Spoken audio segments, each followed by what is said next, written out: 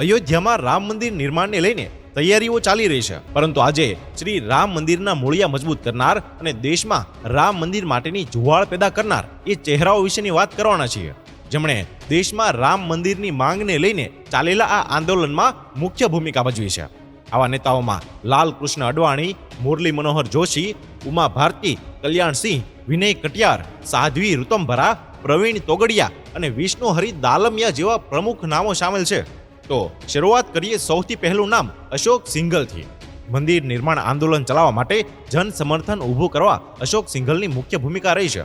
ઘણા લોકોની નજરમાં તેઓ આંદોલનના ચીફ આર્કિટેક્ટ પણ હતા. તેઓ 2011 સુધી VHPના અધ્યક્ષ રહ્યા છે અને ત્યારબાદ સ્વાસ્થ્ય કારણોસર તેમણે રાજીનામું આપી દીધું હતું અને 17 નવેમ્બર 2015ના રોજ તેમનું નિધન થયું હતું. અને બીજું નામ છે લાલકૃષ્ણ અડવાણી.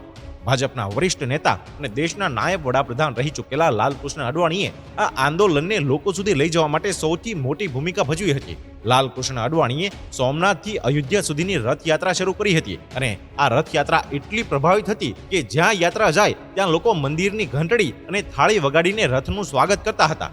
જોકે બિહારના મુખ્યમંત્રી લાલુ પ્રસાદ યાદવે સમસ્તીપુર જિલ્લામાં તેમની ધરપકડ કરી હતી અને અડવાણી વિરુદ્ધ મસ્જિદ તોડી પાડવાનું ષડયંત્ર રચવાનો ગુનો પણ દાખલ કર્યો હતો.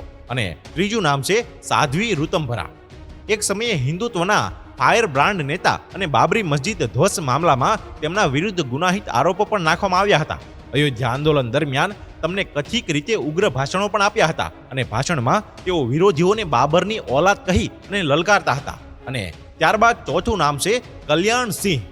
6 ડિસેમ્બર 1992ના ઉત્તર પ્રદેશના મુખ્યમંત્રી કલ્યાણસિંહ હતા અને તેમના પર આરોપ લાગ્યો હતો કે તેમના પ્રદેશના પોલીસ અને પ્રશાસનને જાણી જોઈને કાર સેવકોને રોક્યા નહોતા અને કલ્યાણસિંહનું નામ લોકોમાં સામેલ હતું, જેના પર મસ્જિદ તોડી પાડવાના ષડયંત્રનો આરોપ હતો. અને ત્યારબાદનું નામ છે વિનય કટિયાર.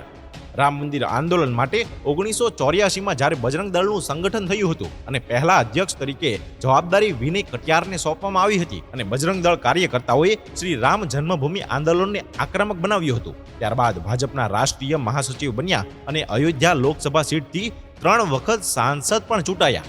અને ત્યારબાદ છે મુરલી મનોહર જોશી. 1992 બાબરી મસ્જિદ ધ્વંસ સમયે મુરલી મનોહર જોશી અડવાણી બાદ ભાજપના બીજા સૌથી મોટા નેતા હતા. જ્યારે ડિસેમ્બર 1992ના ઘટના સમયે તેઓ વિવાદિત જગ્યા પર હાજર હતા. તેઓ વારાણસી, અલ્હાબાદ અને કાનપુરથી સાંસદ રહી ચૂક્યા છે. હાલમાં તેઓ ભાજપમાં માર્ગદર્શક મંડળમાં છે. અને ત્યારબાદનું નામ છે ઉમા ભારતી.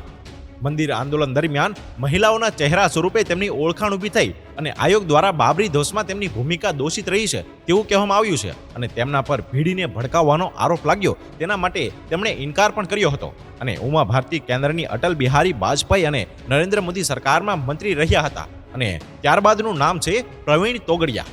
વિશ્વ હિન્દુ પરિષદના બીજા નેતા પ્રવીણ તોગડિયા રામ મંદિર આંદોલન વખતે ખૂબ જ સક્રિય હતા. અશોક સિંઘલ બાદ વિશ્વ હિન્દુ પરિષદની કમાન તેમને સોંપવામાં આવી હતી. જોકે હાલમાં જ વિશ્વ હિન્દુ પરિષદથી અલગ થઈને તેમણે આંતરરાષ્ટ્રીય હિન્દુ પરિષદ નામનું સંગઠન બનાવ્યું છે. અને ત્યારબાદનું નામ છે વિષ્ણુહરિ દાલમિયા. વિષ્ણુહરિ દાલમિયા વિશ્વ હિન્દુ પરિષદના જ વરિષ્ઠ સભ્ય હતા અને તેઓ સંગઠનમાં ઘણા પદો પર રહ્યા હતા.